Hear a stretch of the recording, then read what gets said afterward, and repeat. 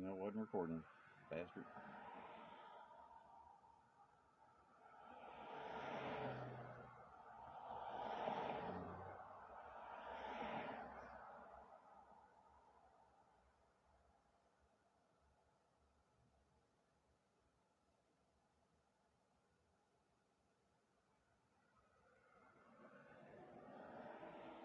You know, stop at the police. They said that because the license plates expired. I said something to him about the Fourth Amendment right if you violate it. So we'll see what happens there. But I'll explain it to him the best I can.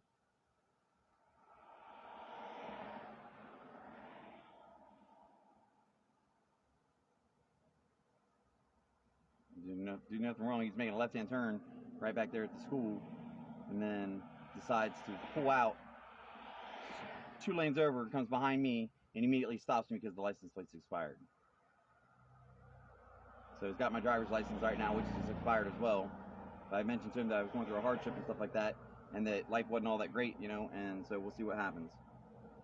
Guy's running my license plate now. So, I don't know. See what happens here.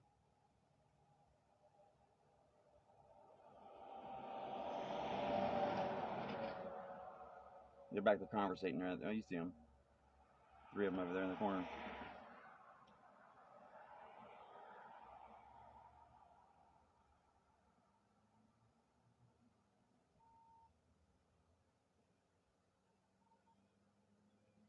No. All right, Mike. I was able to find the owner of the Jeep. Okay. So good news and bad news. Good news, it's not stolen, which we already knew it wasn't stolen. Sir. Bad news with it. Right now, you're looking at fictitious plates because the plates don't match the vehicle. So we have to tow the vehicle. Can I ask you a question though? What's that? I mean, I'm recording this as well, just so you know. But like, that's fine. Well, from my understanding of it is that right now with everything that's going on in the government and stuff like that, you know, I don't trust the government. First off, second of all, it's kind of why I let my license expire the way I did. But the thing about it is that, you know, according to, I'm not driving, I'm traveling, you know, and this is to make money so that I can actually get myself out of the debt that I'm in now with life, you know, trying to get my life back on the straight and narrow. And so you violate my Fourth Amendment rights by getting behind me the way you did because you was making a left-hand turn at the school there. And then you decided to change your direction and come behind me directly and then stop me for the license plate, which I understand. I didn't argue with that. And that's a ticketable offense. So if I go in front of the judge and I can prepare all the paperwork for him to let him know exactly the situation, it'll be dismissed.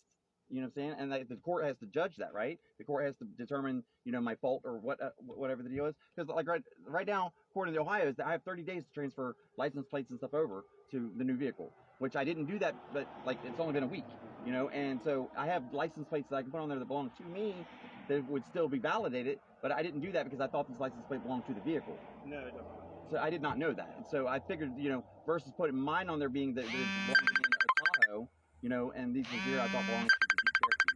I thought that would be more legitimate. Yeah, that's the unfortunate part about it. Like I said, so tags expired, your license expired. We know that's happened. 2021. Right. But does that not violate my Fourth Amendment rights? No. Why? How? Explain that to me if you don't mind. You go ahead and turn the keys on, place on that. That's fine, but like, can I get some understanding of that at least so that I have it on camera, please? I'm on camera too, sir. Can you get a supervisor out here, please? Because I just don't understand how this works, sir. I mean, all these things you're going to do is put me in a harsher hardship, and I can't really afford that right now, sir. Like, I understand that too, and I'm not doing anything really wrong, and I am, and so am I, and that's the reason I'm not like trying to make a problem with it. What I'm trying to ask you is like what I can do, or like why this doesn't seem to be violating any of my First Amendment rights, when I know that it is, you know, and I'm not driving, I'm traveling. And if you get a supervisor out here, they'll understand that, you know, by that law, like I have to make ends meet. I have to eat, I have to drink, I have to, you know, and things I have to do in order to live. And so with you taking my vehicle from me, you would be making that more of a hardship for me, you know, and I don't deserve that, sir.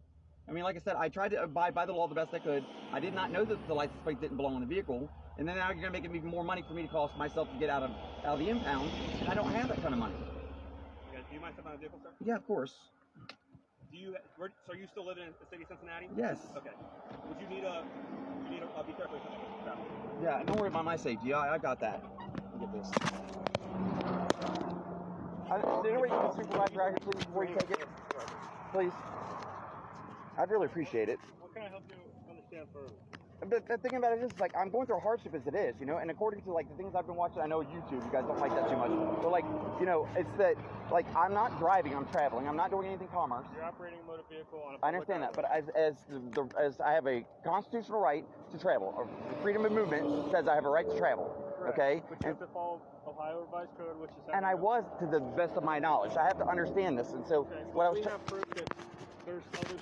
I do, and I understand that. The tags don't match the vehicle. I understand that. You don't have a valid driver's license. Yes, and I understand that. And I explained to him why. That's the end of it. Well, no, not according to the Freedom of Movement Act. This is the way the United States works, is that we came here traveling. That's how we was founded. Operating motor vehicle. I understand. I'm not operating, though. This is a federal highway. Okay. But if you look at the definition of driving, is you actually have to be actually doing commerce. Okay? I'm actually traveling. I have to make ends meet. I have to go, like, you know, I was going out here to Lawrenceburg, Indiana. I understand. And I appreciate your opinions. And you can it's not that it's an opinion. You can hire an attorney and you can fight all that. But at the same time, too, do we have to take my vehicle from me is what I'm trying to say. Because I have places that I can put on there that belong to me. Policy. But it's not policy doesn't constitute... We are required by our policy. I understand that. But does that trump the Constitution? When they're fictitious plates. Does that trump the Constitution? When we've established probable cause for fictitious plates, we are going to tow the... I understand. You said probable cause. Okay, but he also violated my Fourth Amendment rights when he was down there making a left-hand turn towards the school and then came out and they got behind me and immediately stopped me. He profiled me. So what he done, he saw the busted window and he profiled me and stopped me because of that. And like I said, you could get your own attorney and sue. I don't want to do that, sir. I don't want to do any of this unnecessary stuff. Why are you bringing it up? What can I... Because I would like for my constitutional rights to be, like, upheld. We are... That's not my constitutional right, sir. No, it's not. You have no expectation of privacy while operating a motor vehicle. That's not true. That's not true. I have a Fourth Amendment right to be safe in my person, places, and affixes, and this is mine. That is a permanently affixed plate on the outside of a vehicle. Understood that. Operated on a public motor. But it doesn't have to get run. You're not supposed to run them unless you have probable cause to do so. He didn't have probable cause. Nope. There's no expectation of privacy for license plates. That's not true.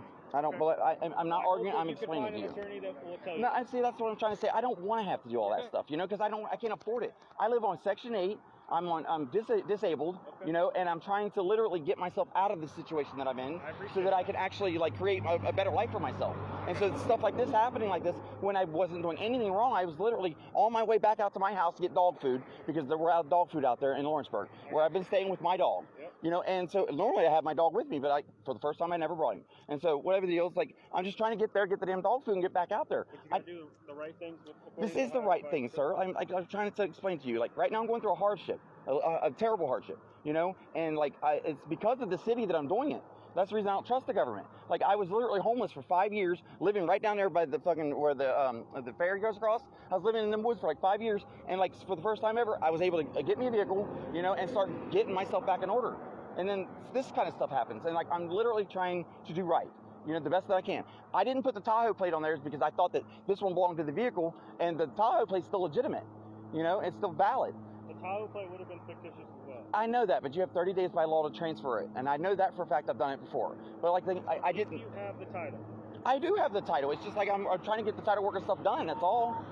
Like I literally had to mail that in, like, instead of, like, because of the COVID crap, it's still going on where you actually act as your own, like, you know, what do they call it, the license bureau, the agents. It's not the notary, the registrar. Right. So you mail it into them, they validate it, and they send you back out the new plates and stuff like that. I just didn't bring it with me, that's all. And I just screwed up and didn't bring it with me. I mean, I don't know what else to say about that. Like, when you go to court, you right off. That's the thing too, is I was told that, like, the court has to, like, to determine my fault or that I'm guilty or not. I'm not guilty at this point here. It's basically, it's hearsay. And so, we are not judges. Right, exactly. So with that being said, is I was hoping that you would understand that I could take all this in front of the judge and validate it. Like, I hope you do. We don't care. That's fine, but then it's going to cost me extra money to get out of the impound. I just can't afford that right now. No, we are required by our policy to do. But policy doesn't trump the Constitution. Is what I'm trying to argue with you. That's something you can work out with your attorney, but at this point, but sir, like, can you please find it in your, like, just please, like, I just can't afford it. God damn it, man. Go through this, because if we don't. Because if you don't, what? You get to make the ultimate call. Nobody else does, in all reality. And then if you guys show up, no, it's not true. The people that hire us. Bullshit. Who? The people hire you. We are the people. And I'm trying my darndest to get back on, like, my life straight. Like, I'll pay taxes eventually. God damn, I just can't afford this, guys. I don't have anything else at the end of the day. You guys are going to go home and sleep just fine. I'm not. I'll be fucked. And my life is fucked again. I just don't want to do this. I understand your frustration. You do not understand my frustrations. You guys get to make the call, not